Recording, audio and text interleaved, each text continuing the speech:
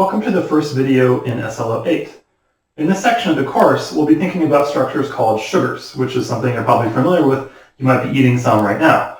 So these compounds also have a variety of other names that tend to get used more in the scientific literature. They sometimes are called saccharides, they're sometimes called polyols, and they're sometimes also called carbohydrates. So any of these four words, sugars, saccharides, polyols, or carbohydrates, all are describing the same kinds of structures.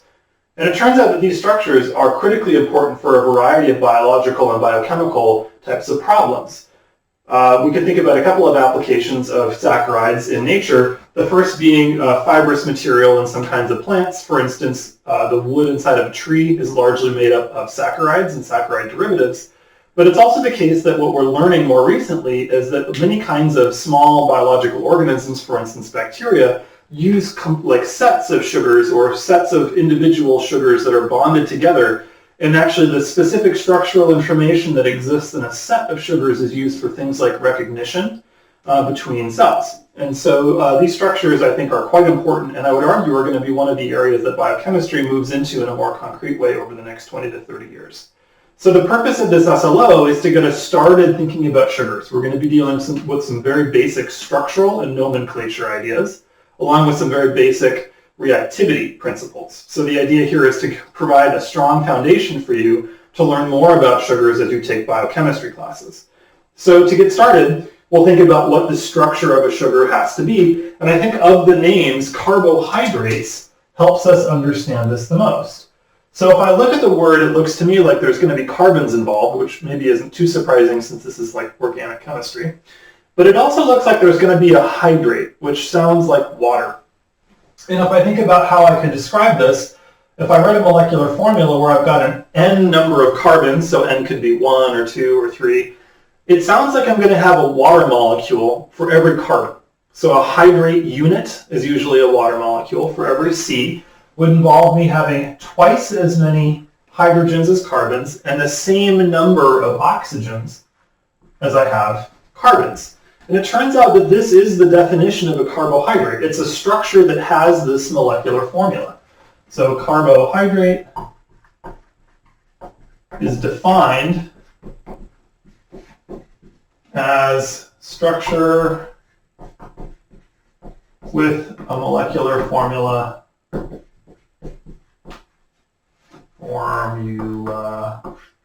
of CnH2nOn. So again, the same number of C's as O's and twice as many H's as either of those. So you could say this for saccharides too. The definition of a saccharide is the same. There's one other thing that we can actually figure out about these types of structures based off one of the other synonyms for sugars, and that's polyols. So I recognize both a prefix and a suffix in this word. Poly means many, and OL in chemistry tends, at least in English, tends to mean alcohols. So these carbohydrates often have many alcohols.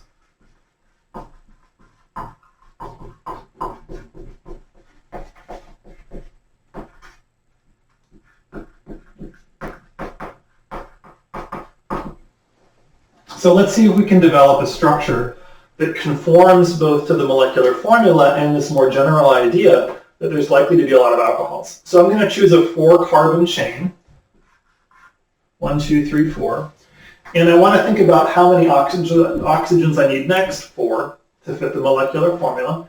And I know that those oxygens are likely going to be coming predominantly, but not entirely, from alcohol groups. So I could place alcohol groups in a variety of places.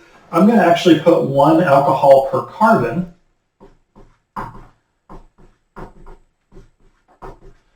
To keep in line with this notion that carbohydrates are more or less describing structures that have each carbon hydrated, which means there should be usually 1 oxygen per carbon atom. Although we'll see that there's a lot of cases where that turns out not to be true. So I have a structure like this, and if I actually make sure that what I've drawn fits the molecular formula, I'm going to count carbons first, so I know that I've got 4 carbons here, right? And so we arbitrarily decided that to develop the structure. It looks like I have 4 oxygens, and now I've got to count my hydrogens, which is usually the most labor intensive. So I'll do this manually. 1, 2, 3, 4, 5, 6, 7, 8, 9, 10. So the molecular formula for the structure I have now doesn't fit the definition of a carbohydrate. So what that means is that what I've drawn, it is a polyol in a sense that it has multiple alcohols, but it's not a carbohydrate or a saccharide, right? It's not fitting this technical definition that's required for us to categorize the structure as a sugar. So what would I have to do to actually convert this compound into something that is a carbohydrate? It looks to me like I'm going to have to lose two hydrogens, excuse me. So my goal is to change the structure such that I have 8 hydrogens.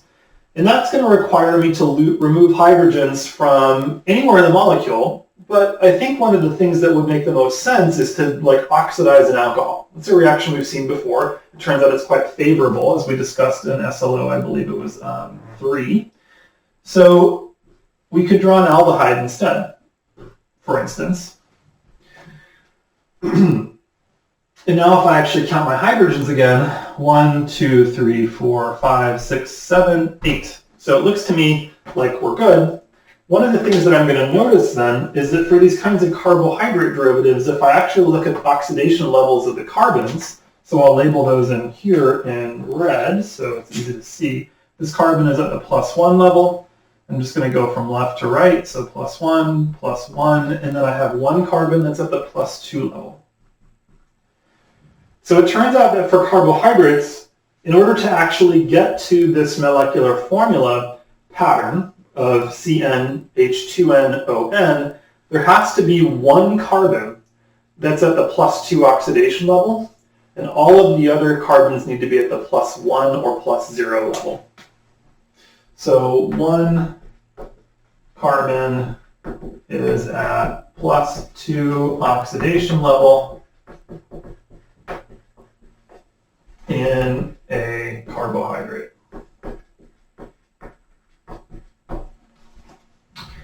All right. So as you might imagine, you could have different kinds of patterns where you could have more than one level at +2 and then some carbons that are at +0. That's fine. For compounds that are really relevant for biochemistry, it's almost always going to be the case that all of your carbons are at +1 and one will be at +2. Okay, so let's start introducing some nomenclature now to describe these structures. It's one thing to be able to draw them, but it's also helpful to have a word or maybe a couple of words that we can say quickly and communicate something important about structural features here. So we're going to call this structure here a tetros. And we're also going to call this structure an aldose. So both of these terms describe this compound, but they describe different features of the compound. So what I'd like for you to do is actually predict what these words tell us about the structure here. And you can do that by looking at prefixes and suffixes. So parts of words, for instance, ALD or OSE. ALD would be a prefix. OSE would be a suffix. Tet or tetra would be a prefix. Os would be a suffix. So try to figure out what those prefixes and suffixes might be describing. Go ahead and pause your video and do that now. So you've had a chance to look at these words and try to come up with some meanings for the prefixes and suffixes. So let's start with ALD first, so the prefix in this word of aldose. And it sounds to me like the name of a functional group that's present in this molecule. ALD sounds like aldehyde.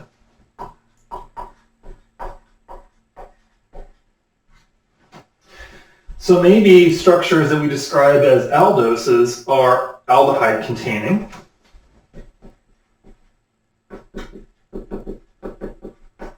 And I'm not exactly sure what OSE stands for yet, so we'll come back to that in a minute.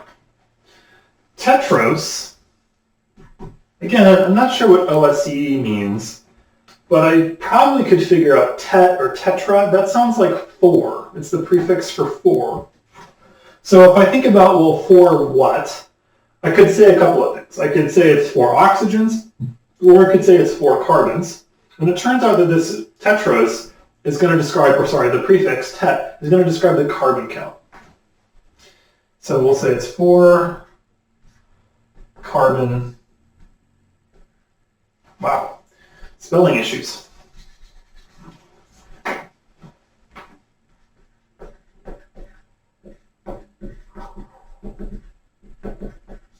Containing, so the tet means 4 carbons. Now I have to deal with oats.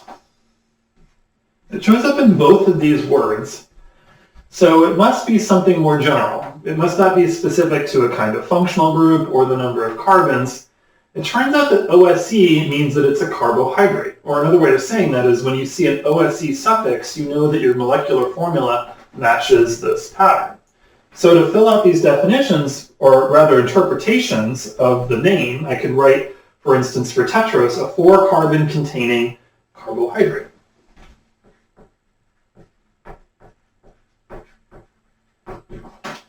The same thing would be true for aldose. The OSE is going to tell me that it's an aldehyde containing carbohydrate.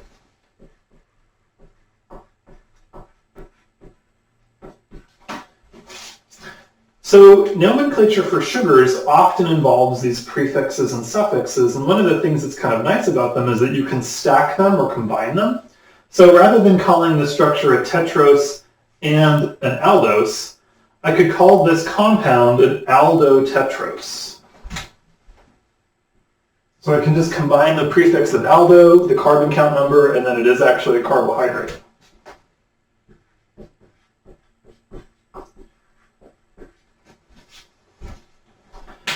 Okay, so we have a general idea about how to interpret some of these names. What I'd like for you to do, using the logic here, because I want you to try to be able to predict using how we're interpreting these words, I want you to draw the structure of what you would think would be keto hexose. So pause your video and draw a structure of a compound that would be a keto hexose. So you've had a chance to draw a structure, and we can check your work by actually interpreting these words together. So keto hexose, I'm going to break up into 3 different parts. I've got keto, which seems a bit like ald, in the sense that it might describe a functional group. Hex, which I recognize as a numerical prefix for 6, and OSE, or OS, is telling me that I have a carbohydrate. So 3 different pieces of information within the word that I'll interpret separately. So hex is going to be 6 carbons. So the hex is telling us 6. Keto, again, if I think about what functional group that sounds the most like, it's going to be a ketone.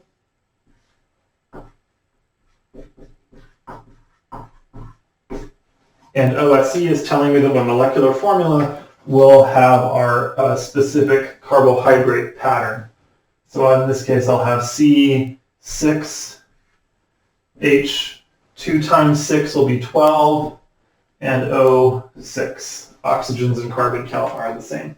So you can imagine that there's like a lot of structures that conform to all 3 of these pieces of information. So for instance, I could draw a 1, 2, 3, 4, 5, 6 carbon chain. And then off of that chain, I could have an alcohol, put my ketone at like the carbon here, another alcohol, another alcohol, another alcohol, and another alcohol. So that would be 1, 2, 3, 4, 5, 6 carbons, 1, 2, 3, 4, 5, 6 oxygens, and 1, 2, 3, 4, 5, 6, 7, 8, 9, 10, 11, 12 hydrogens. This looks good. I can also check my work. I know that I should have all of my carbons at the +1 oxidation level, and one, except for 1, which will be at the +2 level. So I'm at +1, ketone carbon is at +2, +1, +1, +1, +1. Perfect. So this structure looks like it works, but it's not the only possible structure I could draw that conforms to this word. I could instead move the ketone somewhere else in the chain. So for instance, I could have the same kind of chain. I think I need 1 more carbon. 1, 2, 3, 4, 5, 6, yep. And then rather than having a ketone here, I could have an alcohol, and I could move the ketone like 1 over. So I could have a structure that looks like this. The same molecular formula. These 2 compounds are isomers of one another. 6 carbons, 12 hydrogens, 6 oxygens. I still have a ketone. Great, so these are both ketohexoses. Both of these structures would conform to the name. A couple of things I want to point out. One would be carbon counting. So it's helpful for us to have numbers that associate with different positions. So we could say that this would be like the C2 ketohexose. So what I'm basically saying here is rather than drawing the structure, I could say something like if I count my carbons such that like the ketone is as close to carbon number 1 as possible, then I would have a numbering system that looks like carbon 1, carbon 2, so this is the C2 position, 3, 4, 5, and 6. On the other hand, we could call this compound the C3 ketohexose.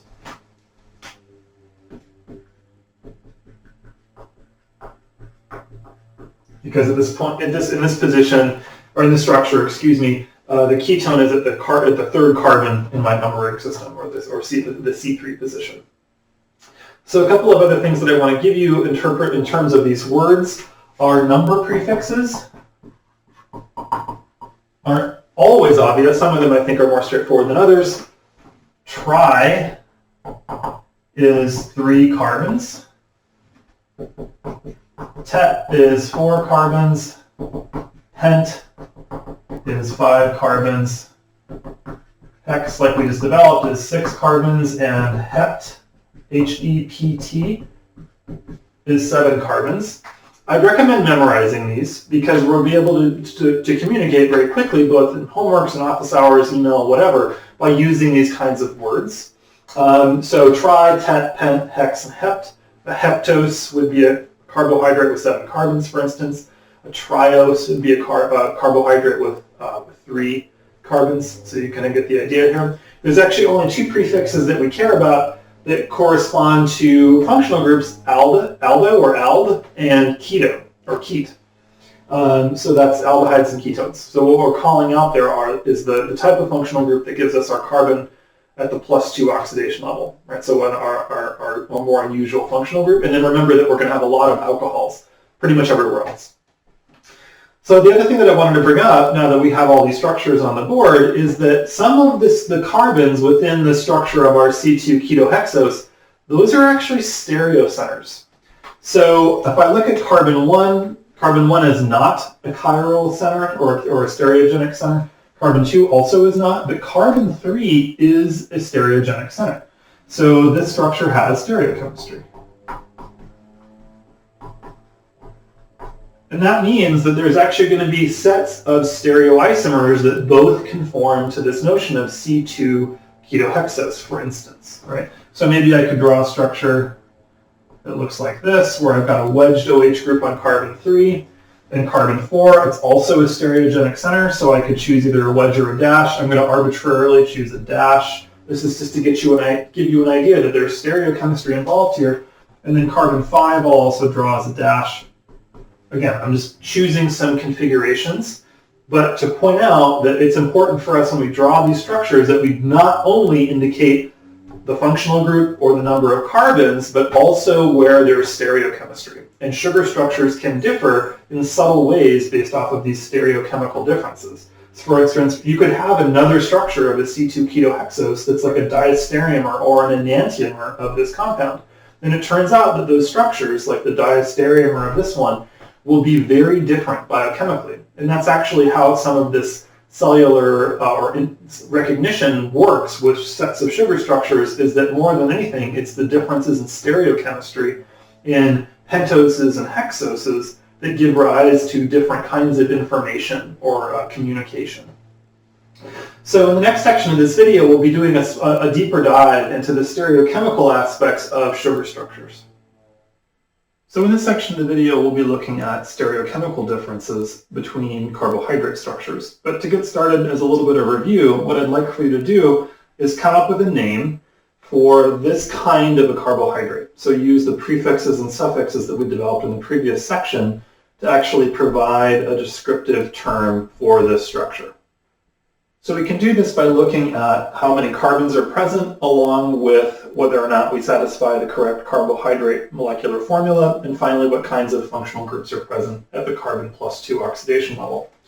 So if we look at the functional group first, it looks like we have an aldehyde. So this looks like some kind of an ald. O. And if I count my carbons, it looks like I have 1, 2, 3, 4, 5, 6. So this is the hexose, or hex, excuse me. And then finally, we need to decide whether we fit our carbon and then 2 times the number of hydrogens and then the same number of oxygens as carbon's molecular formula. So it looks like I have 6 oxygens. That looks good. And it looks like I have 12 hydrogens, which also looks good. The way I can quickly make sure that I have the right hydrogen count is by looking at oxidation levels. All of my carbons are at +1. One of my carbons is at +2. As long as I've got the right number of oxygens, then I'm going to fit the formula correctly. So this is an aldohexose. But there's other aldohexoses that differ only in stereochemistry with the structure here. So we'll look at 2 different examples. The first one I'll draw now, and so I'll try to keep all of the carbons as closely arranged as possible to make comparisons easy.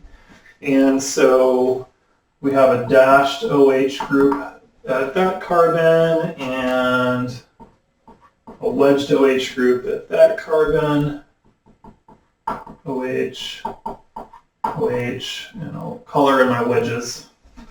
I have a habit of not coloring in the wedges, so if you can just see a triangle or something that hasn't been colored in, that's supposed to be a wedge.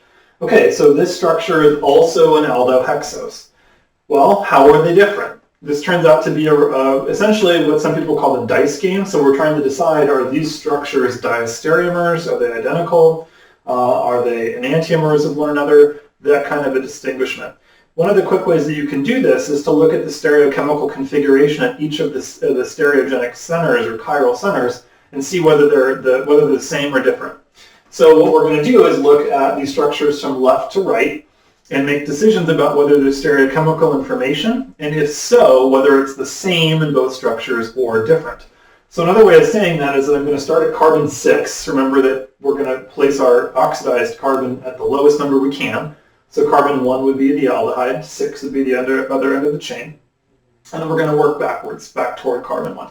So carbon 6 versus carbon 6, these are not stereogenic centers, so I don't have to make any decisions here about similarity. Carbon 5 versus carbon 5, it looks like I have wedged OH groups, dashed OH groups in both cases, so there's similarity here. At carbon 4 versus carbon 4, I'm also the same. So far, these 2 structures are stereochemically equivalent to each other. But when I get to carbon 3, I see that there's a point of difference. So I'm going to star that here and here. So at this point, I know that these structures are not identical. I've identified a position where there's stereochemical difference, and now I can look at carbon 2 versus carbon 2, and I see another point of difference. So I've got different configurations in these 2 positions. Please be careful. If you're making these decisions purely off of wedges versus dashes, then you must make sure that all of the planar pieces of the molecule, so the carbon chain, where the aldehyde is, where this OH group, they have to be exactly the same in both of the structural drawings to be able to simply look at wedges and dashes. If I took this structure and flipped it over entirely, all the wedges and dashes would change, and it would be a much harder comparison. Right? So make sure you do that work to make sure that your planar parts are all the same when you do this. So it looks like I have 2 different points of inversion, essentially, right? 2 different points of difference. And that means that these compounds can't be identical. It also means that these compounds cannot be enantiomers to one another. Remember that if 2 structures are enantiomers, then every single stereocenter has to be a point of difference with the enantiomer structure. Here I've only got half of my centers are different, so we call these compounds diastereomers. So these 2 compounds are diastereomers, or diastereomeric. Okay, so this is a review from OChem 1 partially, and there's listed chapters in the SLO document for where you can read in McMurray if you need to update your understanding about stereochemistry. So these 2 structures are diastereomers, and it turns out we give this compound the name ultrose. So alt or ultra is not a prefix we recognize as any functional group. It doesn't correspond with any carbon counting.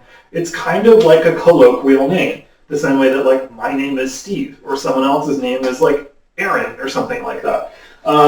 This altro part, or alt-R, OSE is still carbohydrate. This carries information about stereochemistry. So this is the stereochemical configuration at all carbons. This specific pattern of like R's and S's, if you will, corresponds to ALTR. This structure here is also going to be an ose, but rather than just being like an aldohexose, we could also use a name that describes all the stereochemical information. This is glucose.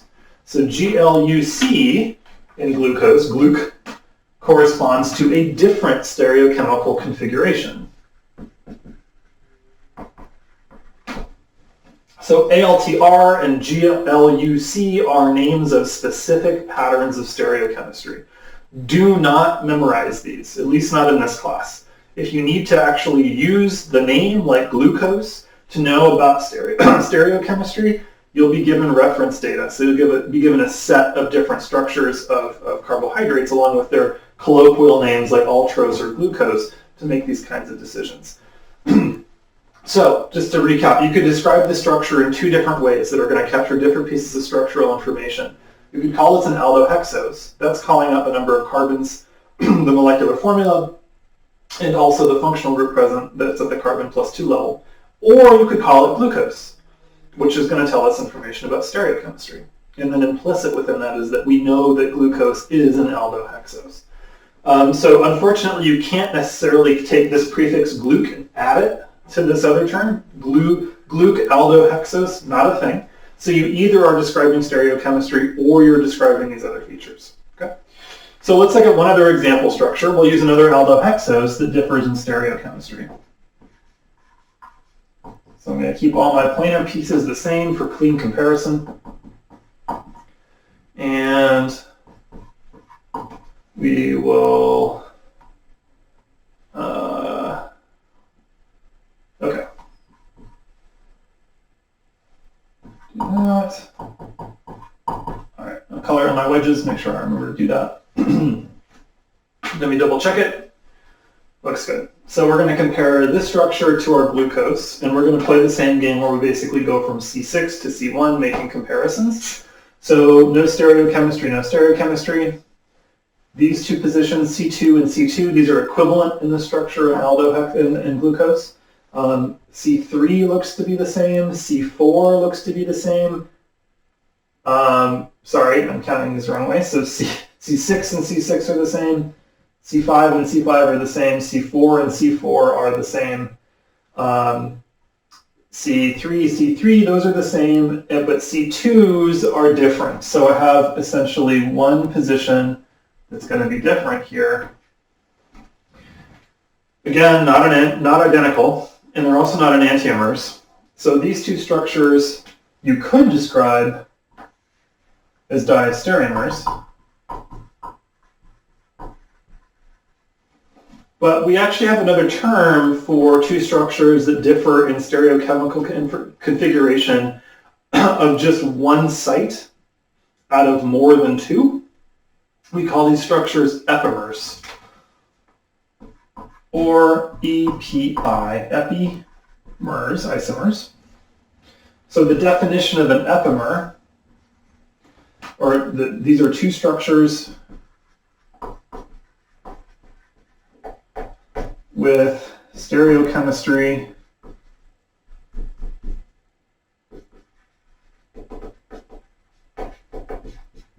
different at one stereocenter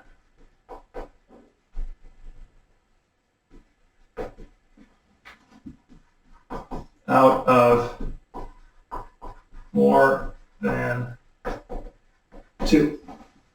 Okay, that's a lot of words, but we can actually check this notion against the structures. So I have 1, 2, 3, 4 stereocenters that I'm comparing, so that's more than two, and only one of them is different. So the best term we could use to describe the stereochemical relationship between these two structures is that they are epimers.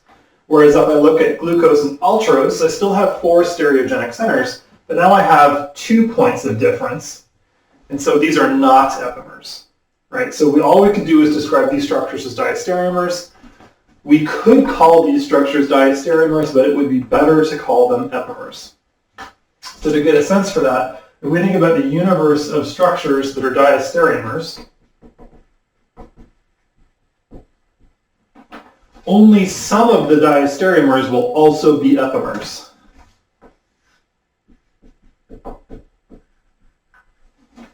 Because diastereomers, you could have 3 out of the 4 centers varying, or 2 out of the 4, or 1 out of the 4.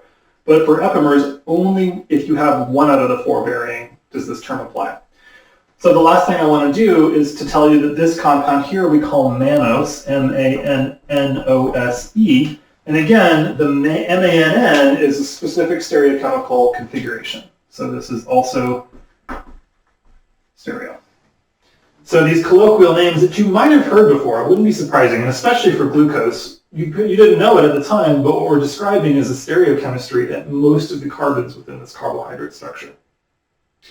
So this concludes the first video on carbohydrates, where we've introduced nomenclature, prefixes like aldo and keto, carbon count prefixes like tetra or penta or hex, as well as this notion of stereochemistry and how we encode it into colloquial names for sugars.